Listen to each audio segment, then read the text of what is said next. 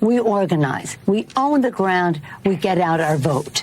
Joe Biden will be the next president of the United States again. He will be. And Kamala Harris, the vice president. We're very proud of that. And we are organized. I'm going all over the country. I'm a former chair of the party. You know, I came up into all of this being a grassroots organizer to get out the vote on the political side, to get out the vote. I can smell a good campaign or not. And I'm telling you, the scent is there. People are ready. Own the ground. Okay, we're going to have Jenny Beth Martin from Georgia, Tea Party Patriots, and our own Liz Harrington going to join us in a moment. Before, I know you got to punch up. I want to go through this one more time. Meriwether Farms, you're the, I think, the only person, 16 campaign, 16 transition, State Department, White House, 20 campaign, fought for, you were full-time Stop the Steal, right? And then you said, do I go back home and run for Congress? Say, hey, how about this? Why don't you go to Wyoming and start a company? You went to Wyoming. You got a big old cowboy husband, a beautiful baby, and a great company. So tell me one more time. Yes. The audience is blowing me up already. Yeah, absolutely. For 4th of July, what is the 4th of July special? And then what is the burger? It was the burger blowout? Yes, okay. we call it a burger blowout, but we do have a 4th of July box. They're selling really fast. I'm looking at the website right now. They're going really fast. But if you order today, then it will arrive Wednesday before the 4th. And what comes in the box is 4 pounds of patties, our new hot dogs that we just made. They're all natural, none of the MSG or preservatives. 4 top sirloin steaks and the kebab meat. It's a great deal, Steve. We're also doing, as you mentioned, the burger blowout. It's 30 pounds bought, 10 pounds free. You guys ask for it all the time. 30 pounds of burger. Yes. And I get 10 pounds. That's correct. So it's a 75. I think I'm doing the math right? It's a 75%. Yeah, it's a 25% discount, right? That's right. You get 25% that's exactly right. free beef. That's correct. And I got to talk to senior manager. I should have penciled this out, but that's okay. Well, listen, we got to take care of the WarRoom posse. Also, I always keep at least 70, 80 pounds in my freezer. As you know, my husband's 6'8", so he eats. I said big cowboy. He played D1 basketball. Yes. So I have to keep him well fed. But we're going into uncertain times, so it's good to have a stockpile of really high quality beef. So now is the time to get it. And it's grilling season, so we have some. The other thing, Steve, we're expanding our subscriptions. Yep. We've offered a few different more boxes in our subscription offering. As you know, it's 15% off if you subscribe monthly. It comes every month. Yep. You reserve your spot. As you know, Steve, it's tough to get this beef. It's tough to get. We sell out very quickly. So if you sign up for a subscription, you get 15% off every month. It's an amazing deal. Open range. That open range up there only keeps so many going. Yeah. Hun, thanks so much for coming Steve. in. I know you're back here for some visits, and look forward to seeing you back in Wyoming. Thank you. Fantastic. I'm so proud of these entrepreneurs that are stepping up and taking over. Catharine O'Neill, Meriwether Farms. Thank you, Hun. Thank you. Liz Harrington. Liz, I got to ask you about the debate. I got to ask you about all that. You were one of the president's senior advisors. I've also got Jenny Beth Martin. We've known Jenny Beth, 10 or 15 years, Tea Party Patriots. Let me go first because I want Jenny Beth's head to blow up because Jenny Beth and Tea Party Patriots are making a huge effort to counter Nancy Pelosi. And the reason I'm doing this as part of the debate prep, we are going to have Brandon Showalter, some other policy guys on, is this is what it's all about. It's all about two things, getting out the vote and then stopping the steal.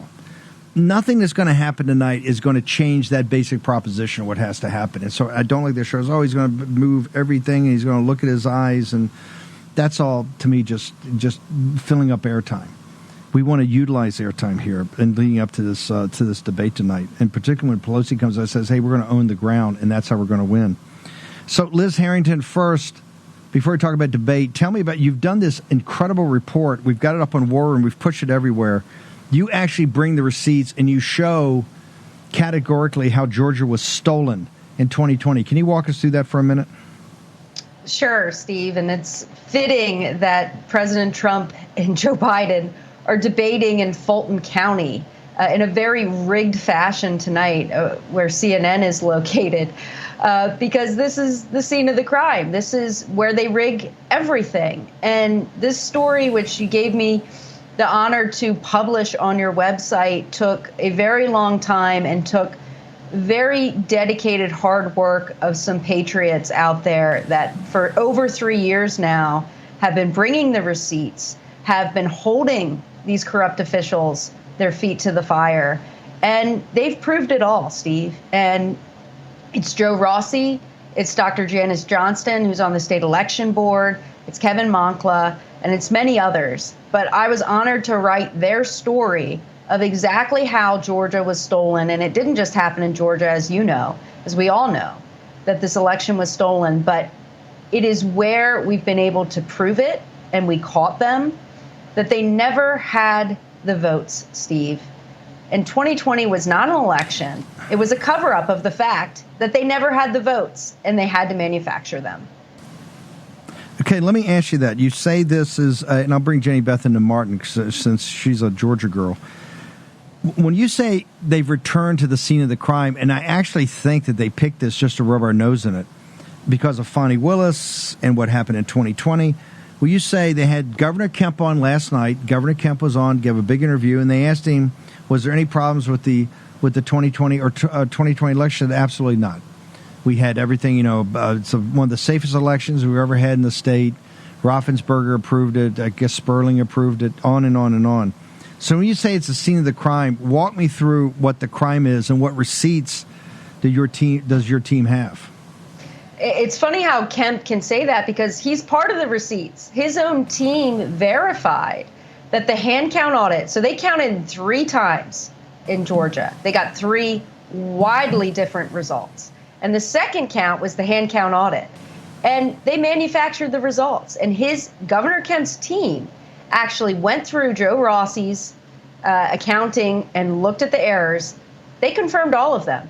And there's a minimum of 4,081 false votes for Joe Biden in that hand count that Kemp's admitted to, Raffensperger's admitted to, Fulton County even admitted to it, but they won't say what the actual number is because it's actually much more.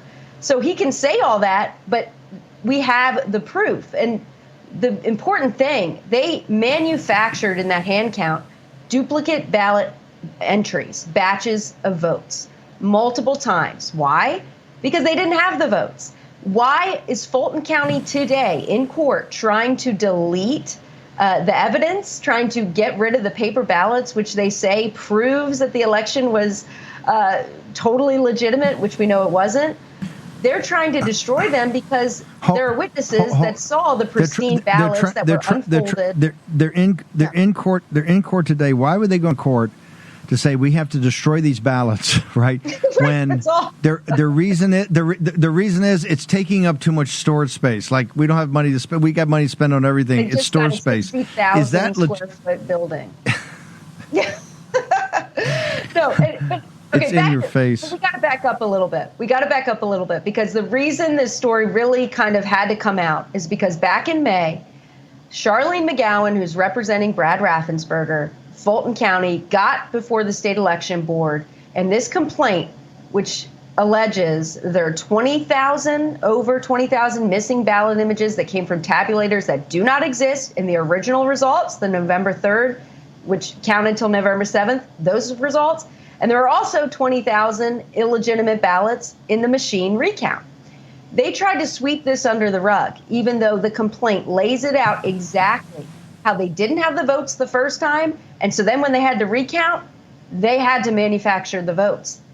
Rick Barron sent the results, which were over 17,000 votes short, to an outside, they say is a consultant, a guy from the elections group, which is literally people who used to run the elections in Cook County, the corruption capital of the United States. Well, it's easily supplanted now, I think, by Fulton County and Maricopa. But you have that guy and another guy who used to run elections in California. And magically, months before November 2020, they embed on the ground in Fulton County to assist in all their technology-related efforts, everything. This was a plan. This was an operation. And so after the deadline passed of the recount, December 2nd, Rick Barron sends these results, which they're missing over 17,000 votes, sends them to the elections group. And then magically, about 12 hours later, they say they have the votes, except they didn't. And they had over 3,000 duplicate ballot images, and of course, over 17,000 with no ballot images whatsoever. They manufactured the result that they never had, because President Trump won in a landslide. He won this election, so they had to do something about it, and they were prepared with people on the ground months prior to try to fix and check these things and cover their tracks. And that's what this story lays out. It's very long, but I really encourage everyone to read it. No, because you have to understand what happened here. We actually have to one night do a presentation on this, break it down into like a slideshow with also the article there, because you must embed this. I just want to make sure I understand something. If we went to that warehouse today, of which there's no coincidences, folks, with money they got to spend on everything, and they want to destroy the ballots. If I went into those ballots right now, you are telling me, Liz, you and your team, that they're going to be 17,000, because votes don't matter, ballots matter. If I walk in there, it's going to be 17,000 ballots short? Yes. They are going to be short, or the ones that they claim those votes are going to be totally obviously faked. And which is what the witnesses said they saw during the hand count. Unfolded mail-in ballots, stacks and stacks, that they had to just print out and count. They're going through the motions. And that's the key takeaway here, Steve. It's all going through the motions. You have people that think they're counting votes. It doesn't matter. They're not counting what they say the results are. They're making them up, and then they won't let you see the results. And so Charlene McGowan, the Secretary of State attorney, can get up there and say, don't worry, the proof is in the paper ballots. And then Dr. Janice Johnson can say, okay, well, let's see the paper ballots. And she says no. And now Fulton County says, we're going to destroy them. It's unbelievable. It's so obvious. And if you went into that warehouse, it would be so obvious that the results do not exist like they claim that they were. So, Jenny Beth, you were all over this in, as I remember, November, December of 2020, and then thereafter.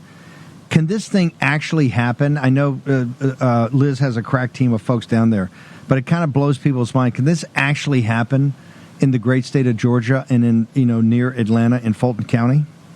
Can it happen as in did it happen, or can it happen again, or both? You're saying, okay, both. Did it happen, and will it happen again? Yes, it happened. I called around to the boards of elections throughout the state. I don't remember how many I called. I think I called 8 or 9, and said, what happens if your results don't match from the hand count, which is supposed to be a risk limiting audit, but they counted all of the ballots. And they said if they don't match, they were told to send it to the Secretary of State, and the Secretary of State would decide which number to use. And then I said, well, are you making public what you got versus what you got, what the official first count was versus a hand count? And they weren't making that public. They sent it to the Secretary of State, who then later made it public. Then in 2022, in Cherokee County, Georgia, they did a risk limiting audit of some ballots in the county in the primary. And in the report that they did for that, they said that the results that they had were well below whatever the percentage was that the Secretary of State said was okay for the hand counted risk limiting audit from 2020. And I've forgotten the percentage. I was trying to look that up really quick, but the percentage was well over 1%. And when she's talking about the estimates are that they are going to be missing 17,000 actual physical paper ballots. Just remember, the official vote difference in Georgia was 11,779. So, yeah, these things happen. Now, are they going to happen again? I think that we're in a much, much better position now than we were 4 years ago. Is everything cleaned up in Georgia? Absolutely not. Everything is not perfect, but we know, for instance, first, they can't stop counting in the middle of the night. They have to keep counting. So remember back on election night in 2020, I was on your program, and they just quit counting. That can't happen again. Also, the people who are watching the counting of the ballots know the rules now. So they're not going to get kicked out like they were the last time, because they know how to legally stand their ground and exercise the rights within the limits of the law. The processing of absentee ballots, each party is allowed to have people watching the processing of the absentee ballots earlier in the day. They have to be sequestered. They can't talk to the public. There will be people in every single major county watching those ballots according to the rules. So we're in better shape than we were before. But yeah, there were real problems before, and we just have to keep our eyes on it this time. We've got better absentee ballot verification in Georgia than we had in 2020. And when Kemp and Raffensperger talk about how it was all great in 2020, they got rid of the 2-signature verification for absentee ballots. Raffensperger did that through a consent decree. And I'm pretty sure that the governor and people who were running for Congress and Senate back in 2020 had no idea that happened until after the election. Nobody was paying attention to the election processes, but they are now. Liz, it doesn't give me a lot of comfort when I see Kemp on CNN last night. They ask him, "Did you vote for Trump?" And he goes, "Well, I voted for somebody else." And he doesn't seem to have a sense of urgency about election integrity down there. Although he's a former Secretary of State, your thoughts?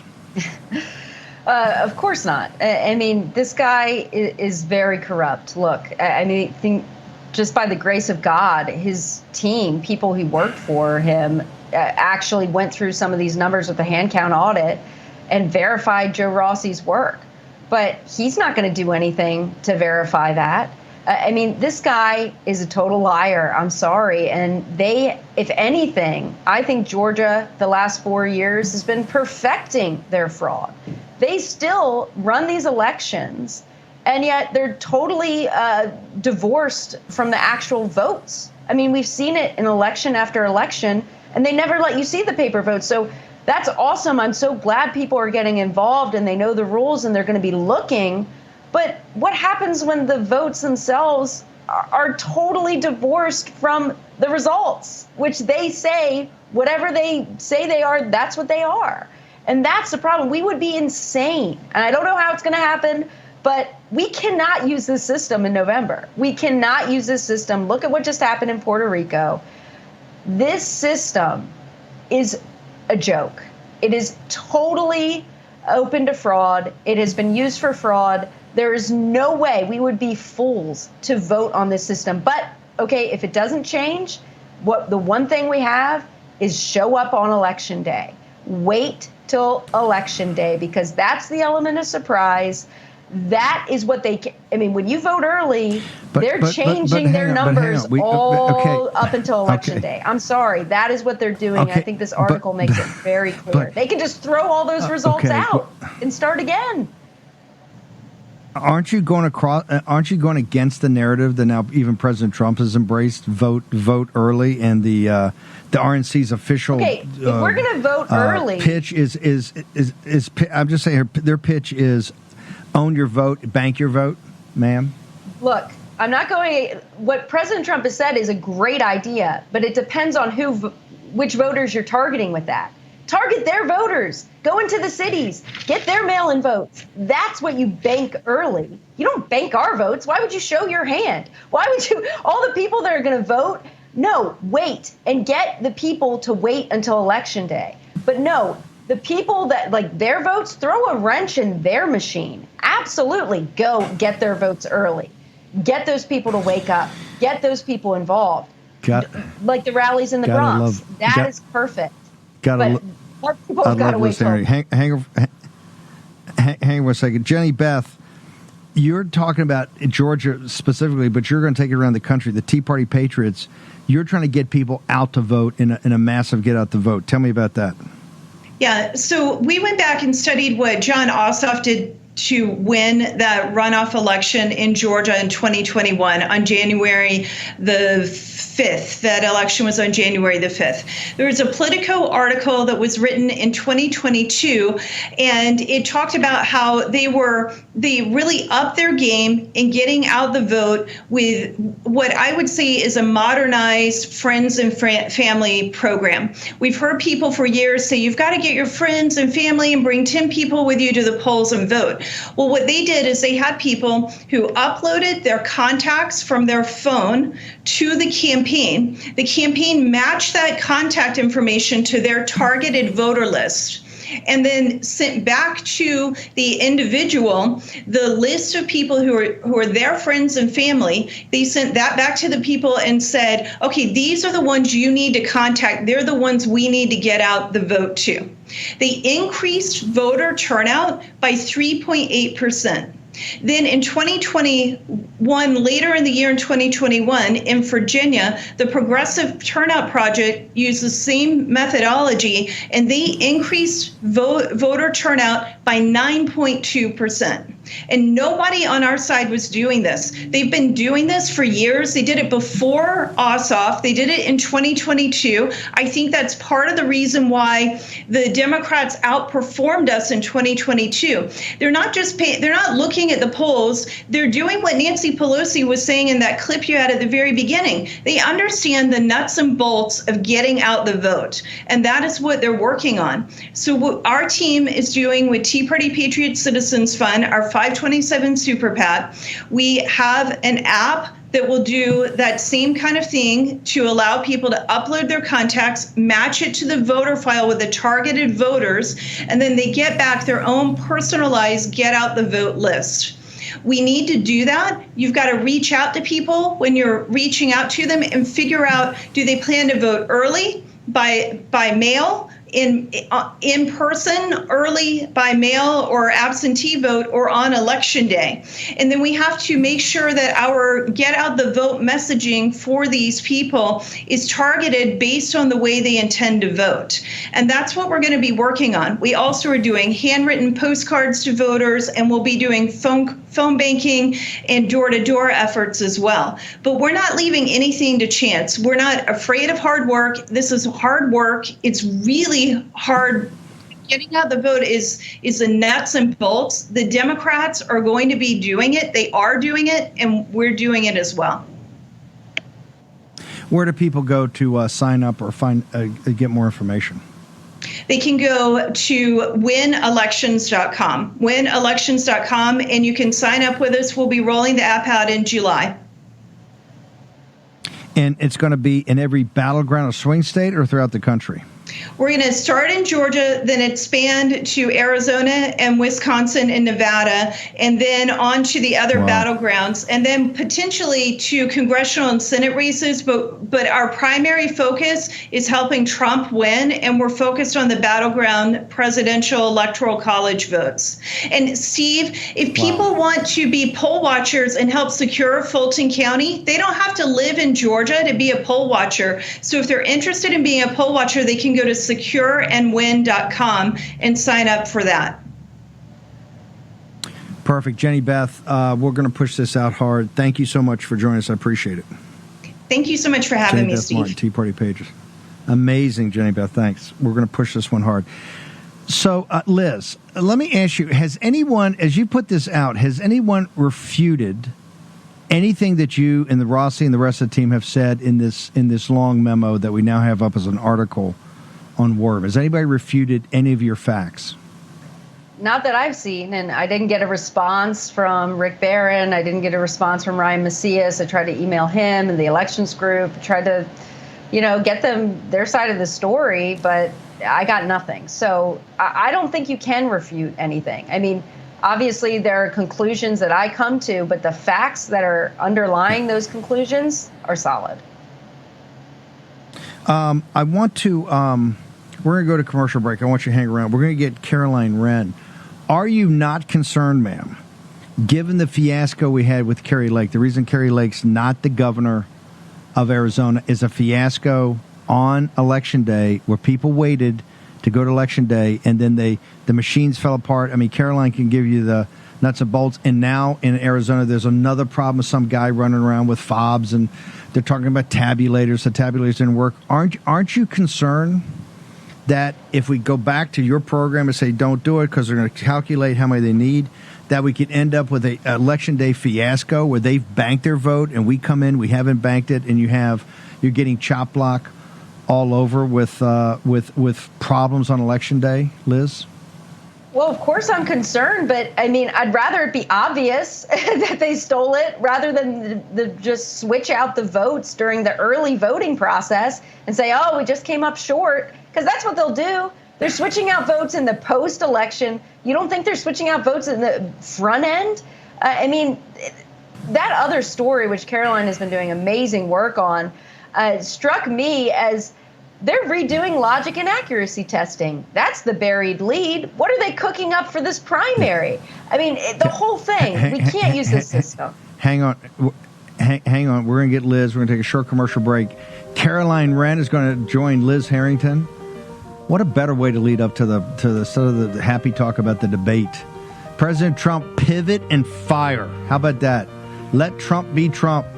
Birchgold.com. Let Birch Gold be Birch Gold. Birchgold.com/Bannon. Talk to Philip Patrick and the team. Short commercial. It's nonsense. All this spin. They can't handle the truth. War Room Battleground with Stephen K. Bannon. We're now going to bring in Caroline Wren. Now, Caroline, you're on a live chat right now with Stephen Ricker, I think. I don't want to take you off that, but can you get a quick update on what's happening? Oh, my gosh. So much is happening, Steve. This is just the wildest day. So I think one of my favorite things was, earlier today I called out, said that during that the individual said he was there to see Senator Juan Mendez, who is a far-left senator in the Democratic Party, and no one in the media covered that or reported it. And so then finally a reporter, I guess, broke it or said that the Arizona State Senate said yes, he said he was there as an intern. And someone asked Juan Mendez, do you know this guy? And he came out and said, I've never met him. I don't know him. This is all crazy. I have nothing to do with this. So then I go look at the Walter Ringfield Jr., the guy in custody's Instagram account. He has 429 followers. Guess who one of those 429 followers is? Senator Juan Mendez. So do you want to tell me that you, as a state senator, follow this individual, one of 429 people on planet Earth that do, and you have never met or spoken to him? These people are lying through their teeth. We are catching them left and right. It is so much fun, and we are not going to stop. Okay, so Liz Harrington's got a theory of the case in Georgia, and she's saying you're seeing it played out in Arizona, that this is you're watching how they rig these tabulators and all the stuff and they can count all the votes. That what's happening in Arizona is proving her point. Do you agree? And by the way, they're trying to rig the primary right now. That's where they got caught in. Oh, I think maybe they're trying to rig the primary. I think it's a test run. I think that's what they were doing. But yeah, Liz is of course right. But Liz has been screaming this like hair on fire since 2020. Liz has never been wrong about this. This is absolutely what they're doing. And everyone's just trying to get us to refocus or look away, look the other way. No, we need to focus on this. What does Trump always say? Watch the vote counters. How many times has he said that? He is absolutely right. That's why I'm everyone's oh, where are you watching the debate? I'm I don't care about the Trump, the outcome doesn't matter. None of this matters. If we don't have real elections, literally none of this matters. And right now in Maricopa County, which is 60, 80% of the state, I always forget it's the largest. Nothing will matter if we don't have safe elections. And everything right now is pointing to the fact that we will not have safe elections. The other bombshell thing that was found today, by the way, the War Room posse has been incredible. Everyone is just DMing me, sending me all this stuff they're finding. So someone sent me, there's something called Threads. It's some social media thing that's similar to Instagram that this guy has an account. So what he posted in reply to an article about how Trump's campaign is planning to deploy hundreds of thousands of attorneys to monitor vote counting battleground states. He replies, nope, I got this. This is 1 month before he started at Maricopa County. And Maricopa County is still trying to tell us this guy is not political, has no political affiliation. He literally is posting 1 month before taking a temporary job at the Maricopa County Tabulation Center and then stealing key fobs that only access the tabulation machines, the Election Day tabulation machines, which, by the way, everyone Republicans vote only on election day, which I think is a trap, by the way. So like what he's saying, hey, you guys, I got this. He was telling us what he was doing. And then someone, I mean, it's just ridiculous to me. But like, do we have a second? Or are you going to go to break? No. Go ahead. So no, this is the sixth part. So I got a little more time. Go ahead. Yeah. Okay, so Steve, let's say that the drama in Maricopa County was a hypothetical movie, right? Let's just say a hypothetical movie. Here's how I think that this hypothetical movie would play out over the next couple days. I think a sob story would come out from a major media outlet in the next day or two about how the lead character in this movie has serious mental illness. And everyone should respect his space and give law enforcement time to do their job and reiterate that this is just a nothing burger. And the hypothetical lead character was not of sound mind when he stole the very specific access fobs to the let's say any county's tabulation. And then let's say in this hypothetical movie that I'm the character playing the progressive activist working at a liberal nonprofit organization, and I am tasked with finding someone I can pay off to take a job as a temporary employee at the largest county in the state's elections department in order to gain access to sensitive security fobs so that my technicians could manipulate the election day tabulators. Then I'm quite certain that my ideal hire would be a young activist with a criminal background and a history of mental illness. So this is all hypothetical, of course, just a hypothetical movie scenario of where I think this is going. Wow. You know, Liz Harrington, here I got a problem coming out of tonight's show, and let me tell you what it is. I got Liz Harrington dropping a bomb on a report that you believe is irrefutable in Fulton County, which is the key to Georgia. I got Caroline Wren in a firefight out in Maricopa County, which is 70% of Arizona, which is another state we have to win. And I've got news today that with everything done totally legitimately, all the ballots counted, done many times on this recall, that Robin Voss is not going to be recalled. The WEC, the Wisconsin Election Commission, said, no, we're not going to do it. And we've had Judge Gableman on here 2 nights ago said if Robin Voss is not recalled and removed, it is impossible for Donald J. Trump to win Wisconsin. So as we sit here before the first debate, and I realize the whole world is on the signal of the debate, or on the noise of the debate, the signal isn't here. In that even as we turn out a massive vote, there's still massive problems on the voting side, and we just got to face reality. They haven't been fixed yet. Liz Harrington, does anything concern you that Georgia, Arizona, and Wisconsin seem to have problems and not been fixed yet, ma'am? Absolutely. I mean, nothing has really been improved. If anything, they've just been perfecting their cheat. I think it's been proven, it is certainly in Fulton County, they keep certifying these elections and we have to recertify because the results are totally not consistent with what they previously said. And so they just keep doing this, but nothing ever changes. And that's the problem. We should be focused on this. This is the most important thing, as President Trump has always said. I don't even, don't get out the vote. Like, don't campaign. I got the campaigning. We're good. Help me watch these people. Help me fix this election system. It's who counts the votes. And that's clearly what's going on. And so anything that we can do to throw a wrench in their system, I like what Jenny Beth Martin is talking about with the monitors.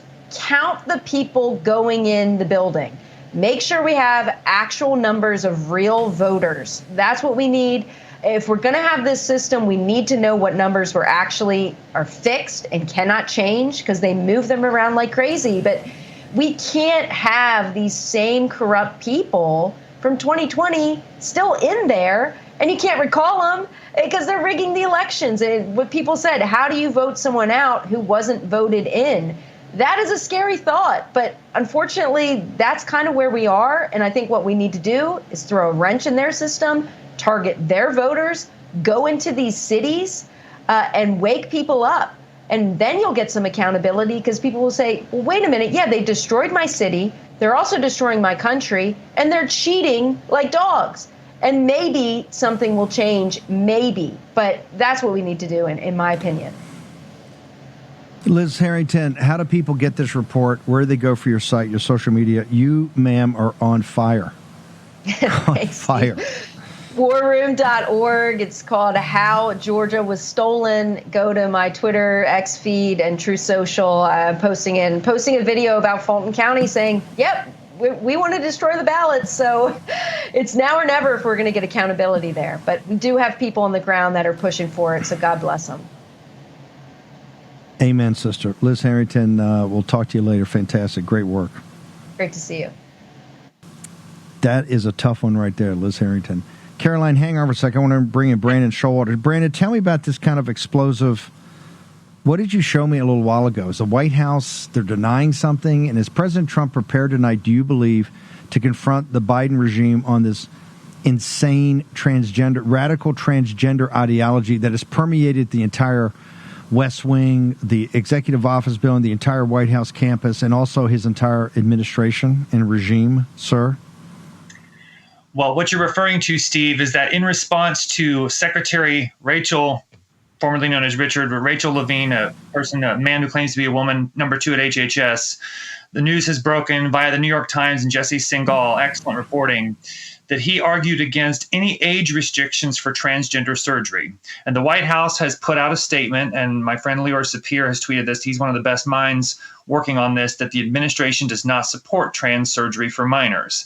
In my opinion, Steve, that is a total CYA move, if you will. They know that this issue is now radioactive. And so, what I assume is going on is that they're going to try and pretend, and CYA, like I say, and if President Trump brings it up, I certainly don't expect the CNN moderators to see if the Biden administration really supports disfiguring the bodies of children via these surgeries. But I don't think that the American people are going to believe Biden if he says that he doesn't support it, because his DOJ is coming after Dr. Eitan Haim for blowing the whistle at Texas Children's Hospital, and it was exposed that they were doing surgeries to implant blockers in children's arms who were as young as 11.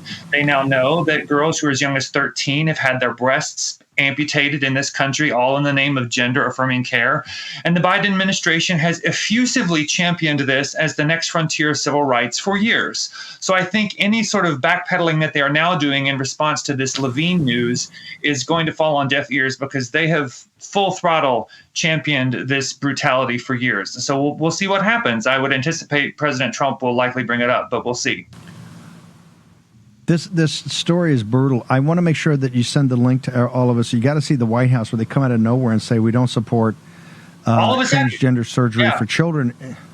Yeah. All of a sudden it's like, what? What is this? This is the first time I have seen, Steve, the Biden administration in any way criticize this movement at all. They were the Trans Visibility Day on Easter Sunday. They have effusively championed this for years, full-throated. If there's been one group they don't cross, it's trans activists. And so now they're saying they don't support trans surgery for minors. They are clearly trying to backpedal, and this is a big development. On game day, on debate day. Kind of interesting, curiouser and curiouser. Where do they go to get all your content, Brandon? You've been the tip of the spear on this fight, brother. Go to christianpost.com for all of my reporting and our my colleagues' print reporting. I got a big column out tomorrow about the Supreme Court's decision to take up the Trans in Kids case, which will be heard this fall. GenerationIndoctrination.com is where you can listen to our documentary podcast. And as always, please go see how this is tearing apart families at deadnamedocumentary.com. That'll very much move you. That's what this is all about, protecting families and children.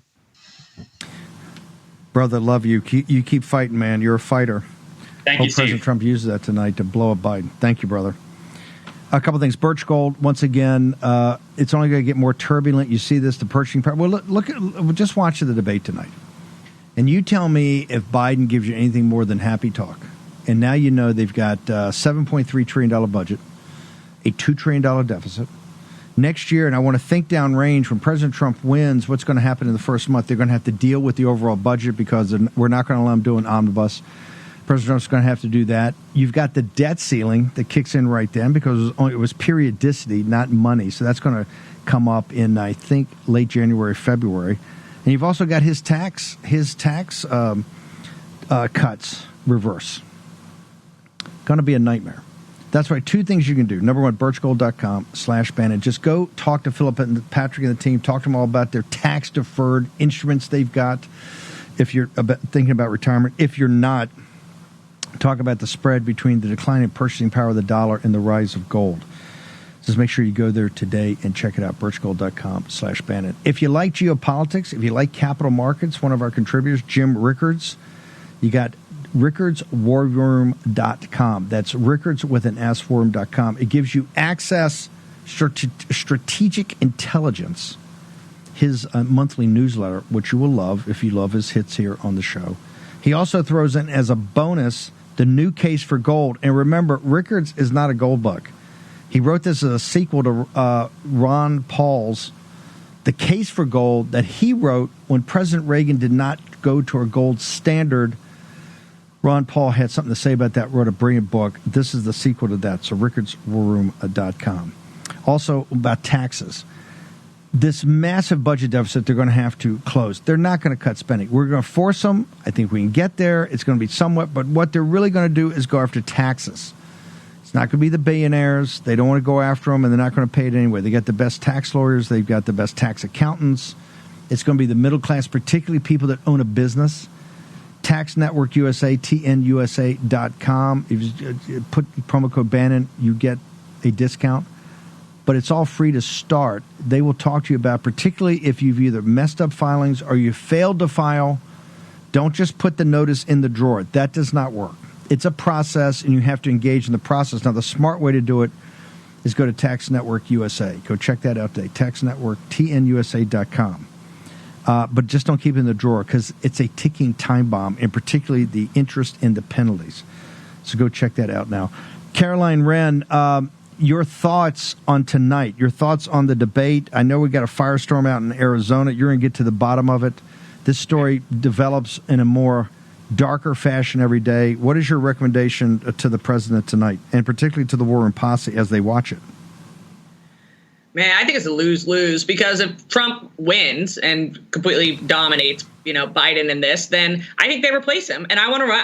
I want to run against Biden. He has a 35% approval rating, and so I think that they moved the Democrats moved the convention to an all Zoom meeting, and they did that in case that Biden bombs, and they have time to quickly, just say, all right, it's going to be Michelle Obama, and everyone log into this Zoom in an hour, and we're going to go ahead and nominate her, and then him, whatever, and a month later go to our convention, and it will be too late to do anything, and you avoid a big floor fight. So that's the win scenario in my mind. And the lose scenario, as long as Joe Biden doesn't poop his pants on stage, they're going to say he won. So the bar is so low, and the Trump campaign's been desperately trying to go on and TV the last week. I've watched it and say, oh, actually Biden's a pretty good debater, but come on, literally, if he just doesn't die on stage or poop his pants, they're going to say he did a great job. So yeah. I don't know why he did this. I wouldn't have done it. I would have waited until September, but.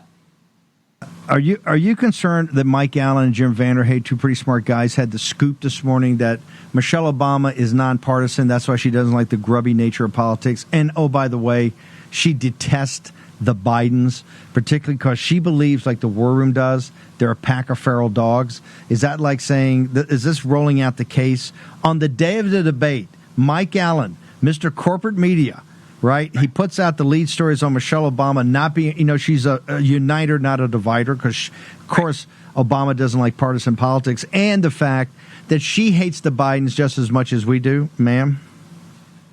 No, I hate all the media, but unfortunately, Mike Allen wouldn't put out a story like that unless he was well sourced. But it's not really that surprising. Everyone, the Obamas and Bidens don't get along. Obama went there 3 different times to the White House to try and convince Joe not to run. But unfortunately, you have Jill sitting there every single time who's really driving this. Joe doesn't even know where he is, saying, no, we're still running. So they've tried several things. Remember when they sent Biden out to that press conference that was obviously a setup right after the doctor's appointment had happened, where they said this guy's not sane, and then he wandered out and started talking about the president of Mexico, but brought up the president of Jordan or something. That was a setup. That was setting up for the 25th Amendment play. So the Democrats are desperate. They've been trying to set up for anything. And so their last hope is that if Biden completely flops tonight, that they will be able to convince Jill, frankly, for him to step aside and let someone else, I think Michelle, come in. Because how do you skip over an African-American vice president without filling it with an African-American female? Caroline Wren, people really want to focus on Arizona, ma'am. You're on fire. Where do they go? At Caroline Wren on Twitter. I'm putting out a ton of stuff right now. Okay, and we're going to get a ton of stuff up later about this whole fiasco in Wisconsin about Robin Voss and the recall. Caroline, thank you. I'll let you go back to work, ma'am. Thanks. Stop giving your money to people that hate you. Why don't you start with your mobile phone? Patriot Mobile, Glenn Story and the team, Lee Wamsgans, the work that they have done, both at the PAC and at their NGO, what they do on the not-for-profit side, and then based upon, they give X percentage from the company to do that. They're extraordinary. You get the perfect mobile service you've gotten from the major carriers because they partner with the major carriers to give you that. Now they have all types of alternatives of how you can use it. But most importantly, this is a Christian company with Christian values. They support you and your values, and you will love the service. You get free activation, all of it if you use patriotmobile.com/Bannon. Go check it out. Get the information. Support Glenn Story and the team. Also, our friends over at Home Title Lock, our sponsor. Some great stories. Was it the Ivanka Trump and Michelle Obama? Somebody put that on a title and try to get it through. There's so many scams, from mechanics liens to cyber to AI. 90% of your net worth is tied up in your castle, tied up in your home. And what do you need to do to protect it? You need to get Home Title Lock. Don't take it from me. Go check it out. You got Natalie and the entire team over there. Natalie Dominguez and the entire team will help you. We got a great relationship, and they make themselves available. So HomeTitleLock.com, they can answer all your questions. Okay, the Lou Dobbs show is up. I'm not sure Lou is on tonight. For the guys over at RAV, I am going to be on Grant Stinchfield to do a quick hit to tee up this debate. Later in the evening, I'll be on the live chat with Grace and Mo and others. I think Jane and everybody. I then will go and I'll be part of Charlie Kirk's, give some hot takes on what's happening with this. What the Lou Dobbs shows follows us. I think Mike Lindell's got a big announcement next week of another new show we're going to have in the evening on Lindell TV. Grant Stinchfield is going to be up here momentarily on his show, and I will join him. I think he's in Dallas, Texas, one of the smartest guys I know. Home Title Lock, SLNT. One last thing, silent.com. Get these Faraday bags. Do not let the government or state actors or just bad guys read your text messages, listen to your conversations. Get a Faraday bag from Silent, slnt.com/Bandit. You get a big discount with the top quality product. Okay, I'll be on Stinchfield in a moment, and I'll be back here tomorrow morning at 10 a.m. Eastern Daylight Time, and I'm going to we'll stream it, an interview with the Megyn Kelly starting at noon tomorrow. See you.